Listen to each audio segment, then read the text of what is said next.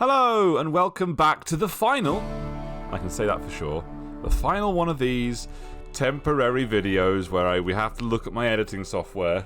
And I can say that with a fact because I've already edited next week's episode. And it's a gloriously long 45 minutes of pain. Which I'm sure you'll all enjoy. Starting us off is, of course, the clearing up of the raid from last time. And just look at all these prisoners we've got. It's almost enough to make a man itchy. A man need to sacrifice. First up on the list, I really kind of liked dropping in some of those marine men last time. And I figure, why not do it again? We got a blight, but we also got another ship to loot. Unfortunately, I kind of forgot I summoned them, and Gator went out hunting, and they're insane and they're aggressive, so they of course shot at him as soon as they fucking could. Gator beats a hasty retreat that ends up going down. Of course, the only thing I can do is a complete overreaction, using every single one of our troops to annihilate them. Poor seaman. The loot is ours! Over at Shenston, we get ourselves a little bit of a poison ship, and we get a little bit of ourselves for don't giving a fuck. Because really, do we actually need to take this on? We're not going to be here that long. In the end, I decide, fuck it, let's actually just go for it, because there's good plasteel in there. And we build a somewhat more impressive defense than I normally do, using the embrasures that I've got in front of those turrets. Haven't really used them that much, but I figured, why not now? Because, well, I have the technology and I might as well. I need every advantage I can get, damn it. The 3 scythers and 2 centipedes fall in fairly short order. Give me the plasteel and components. Boom. Kapow! Blammo! And we get some more shit. Excellent. Over at Shenston, we get a man-hunting pack of Cougars, which, again, that's just free food as far as I'm concerned. Nothing outruns or guns Shuzgo. Gotta give them credit, though. They do try. Oh, look at them go. They're just giant little kittens, aren't they? Yet more severely crippled ancient guardians join the colony. Always happy to have what is essentially a walking lobotomy in our team. Shenston turns into the meal production capital of the world as every single animal under the planet sun comes and visits us. So we just have to greet them with bullets, and bullets make meals. These end up getting shipped back to Suspicious, which leaves us with quite a lot of food. Puck joins a long line of veterans of the colony, gaining the Frail Disability, which is great. It's just fantastic, because it actually slows somebody down. I mean, it says it does it by 30%. I think that's 30% of the maximum, not the cumulative 30% that we see bionics help with, because those people go fucking slow. Time for another drop-podding raid against the main base of Suspicious. That's a lot of enemies. And they do a fair old pile-in to come and get us. I'm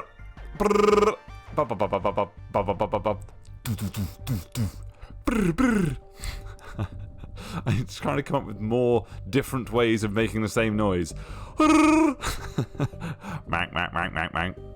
Oh no, now they're in melee. Shing, shing, ching, ba.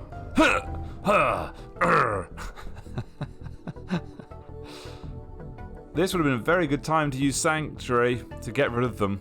And they start to fairly overwhelm us. Frathborn's already down. Bang, bang. They actually swarm our right flank. We lose a formless spawn. I believe it's one we wanted to kill anyway because it was baby. But still, we lose a formless spawn. Yoss is in the thick of it. Eventually they decide to flee. And we make fairly short order of killing off the remaining enemies in our base. With 5 of our team downed and a whole host of prisoners, we kind of rely on Jackie quite heavily here. Fortunately, no one dies. Well, from our side anyway. Barely have we even recovered from the raid poison ship lands directly outside our base. I mean, thankfully it's not a psychic ship, but that's close enough that it's going to start impacting our farm, so we do need to hit it as soon as possible. However, it's also close enough that we get one mortar shot and then they're in our base. Before we take on the poison ship, however, I wanted to explore this hidden danger finally. Everyone's in position. What's inside? Ah, fuck, it's a whole load of angry fucking mechanoids. But at least we've got a good sandbag defense outside. With 2 scythers, a lancer and 2 centipedes. This shouldn't be an easy fight, but we should be able to manage it. And suddenly, whether to help or hinder, we have just some random fucking colonists coming in. 2 friendly it seems, 3 dead and 1 aggressive. K the barkeep. It does mean we can kind of take on the enemies more piecemeal, which is definitely to our advantage. With our new Mega Scarab allies attacking the centipede, we're trying to put as much firepower in there as possible before they can get out.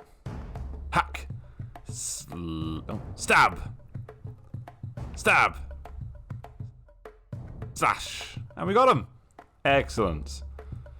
Lots of components, steel and uranium in that zone now.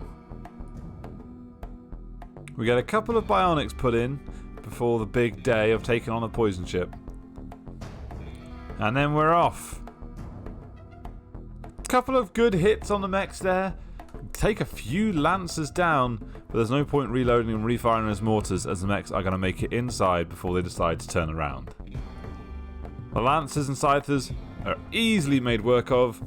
The tag team of Jackie and Gator waiting with the EMP grenades to take out those centipedes.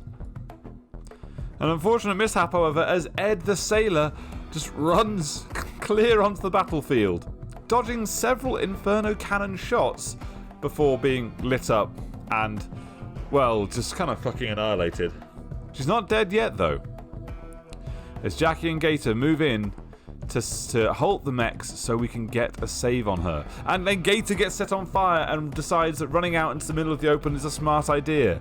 I don't understand why Rimworld pawns think that when you're on fire you lose all control of your feet and you must go in whatever random fucking direction that you can. But note to Rimworld pawns, you can still think. End my PSA. Gator manages to get outside, and we're left with only a couple of mechs to clean up. Amazingly, after all that, we didn't lose any turrets or fires. We go to kill the mechanoid ship, and we actually manage to save Ed. I don't know how she lived through that. That was insane, the amount of shots from very close up, centipedes not behind cover, she took. Then again, she is tough apparently. It's finally time for us to leave Shenston. We've taken as much as we can from this place. It's just left to load up the caravans and get out. And resettle just next door. We're looking for more of those hidden dangers because we really want those Resurrector mech serums. And would you look at that, there seems to be no hidden danger here. Waste not, want not though. There's a lot of steel and components hidden around the map. And maybe the hidden danger is hidden inside some of these mountains. Building. Deciding we're probably going to be here for a little bit longer than that single hut will manage. It's time to take this up a notch.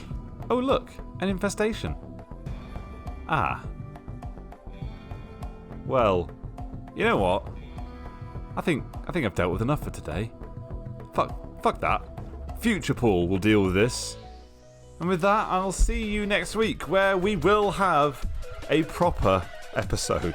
Thank you for putting up with this nightmare. Adieu.